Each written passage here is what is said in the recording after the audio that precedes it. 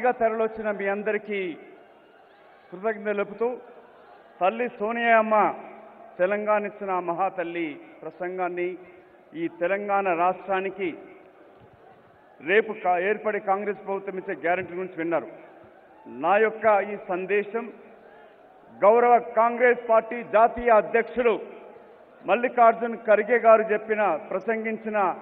హిందీలో ప్రసంగించిన దాన్ని సంక్షిప్తంగా ఇక్కడ అశేష వేలాది మంది వచ్చిన అన్నదమ్ములకి అక్కజెల్లెళ్ళకి తెలుగులో చెప్పమని పార్టీ ఆదేశించినది.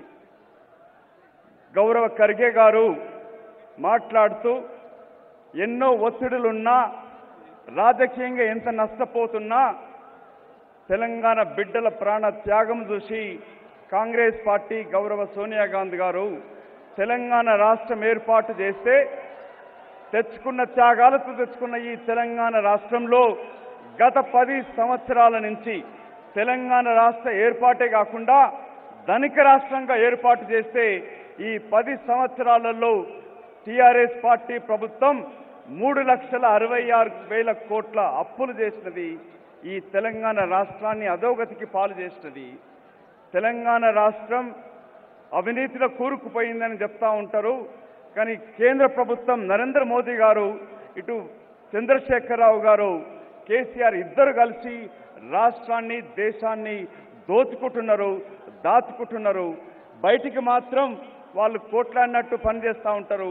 కానీ తెర వెనకాల వీళ్ళిద్దరు కూడా కలిసి పనిచేస్తున్నారు. రాష్ట్రాన్ని దేశాన్ని మోసం చేస్తున్నారు.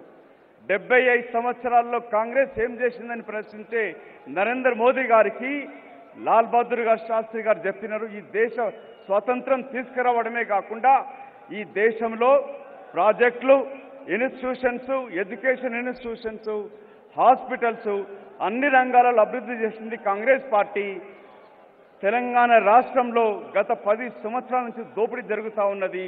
ఎలాంటి అభివృద్ధి జరగట్లేదు. అప్పుల పాలవుతున్నది. ప్రాజెక్టులు కట్టట్లేదు. ప్రాజెక్టులు అవినీతి జరుగుతూ ఉన్నది.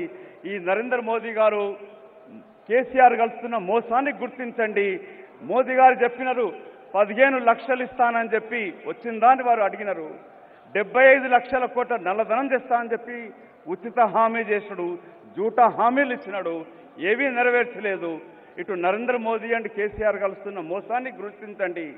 కాంగ్రెస్ పార్టీని ఎంతో త్యాగంతో ఏర్పరిచిన తెలంగాణ రాష్ట్రాన్ని దోచుకుంటున్న కేసీఆర్ ప్రభుత్వాన్ని ఈ వచ్చే ఎన్నికలలో ఓడించండి అని మన అందరిని అభ్యర్థించినాడు. మీ అందరితో చేతులెత్తి వేధిస్తా ఉన్నాను. నరేంద్ర ఖర్గే గారు అడుగుతా ఉన్నారు, ఈ వచ్చే ఎన్నికల్లో కాంగ్రెస్ పార్టీని గెలిపించుకుందామా?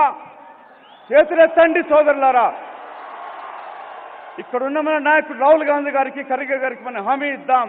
వారు అడుగుతున్నది కాంగ్రెస్ పార్టీని గెలిపించండి. రేపు వచ్చే కాంగ్రెస్ పార్టీ అధికారానికి వచ్చినాక అన్ని విధాల అభివృద్ధి చెందుతుందని వారు హామీ ఇచ్చినారు. సాక్షాత్తు కాంగ్రెస్ అధ్యక్షుడు ఇప్పుడు రాహుల్ గాంధీ గారు సమక్షించిన ఈ హామీని మీరందరూ కూడా కాంగ్రెస్ పార్టీ వచ్చే ఎన్నికలు గెలిపించండి వారు కోరుతున్నారు. మరొక్కసారి చేతులెత్తి గౌరవ ఖర్గే గారికి ధన్యవాదాలు తెలుపుతూ మనం కాంగ్రెస్ పార్టీని గెలిపించుకుందామని చెప్పి చేతులెత్తి వేడుకోవాలని కోరుతా ఉన్నాను. జై హింద్, జై కాంగ్రెస్.